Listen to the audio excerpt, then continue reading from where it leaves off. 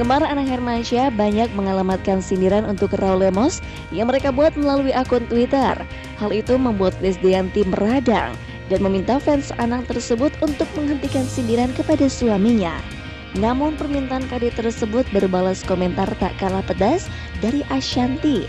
Pasalnya kisruh yang melibatkan KD dan Anang justru berawal dari kicauan Raul Lemos melalui Twitter.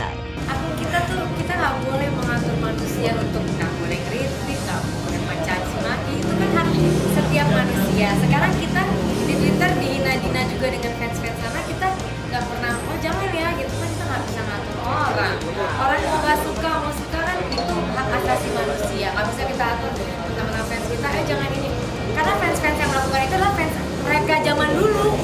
Yang lucunya itu adalah fans yang tahu bagaimana Mas Anang dengan kehidupannya yang dulu gitu. Jadi kalau ada cerita apa, oh langsung apa, aku nggak ngerti apa-apa. Udah kenapa sih kalian gitu? Udah kamu Mbak nggak ngerti apa-apa. Kita yang tahu dari zaman dulu gini. Jadi gini. Ya aku nggak bisa buat apa-apa kan. Cuma aku bilang kalau mereka pun kayak gini kita nggak bisa mengatur manusia harus gimana kita nggak bisa. Kisruh antara Anang dan Krisdayanti kembali menghangat. Namun Anang tampaknya tak mau membuat situasi kian pelik. Apa yang kini dijadikan masalah oleh mantan istrinya sebenarnya adalah masalah lama yang dulu sudah ada solusinya. Namun ia heran mengapa KD kembali mengangkat lagi masalah soal keberadaan Ruko. Kadang-kadang aku juga diskus sama dia, kadang-kadang malam Bun. Makanya kalau kita nggak mau bersabar dengan dua besar, nanti kita akan ribut dengan orang-orang.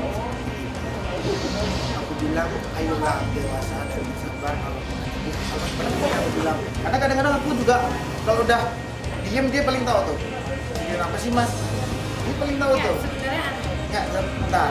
Nah aku bilang kayak begitu, iya ya harus bersabar. Memang kadang-kadang aku bilang kalau orang dengan cita-cita idealnya itu tidak sampai, sanggup gak?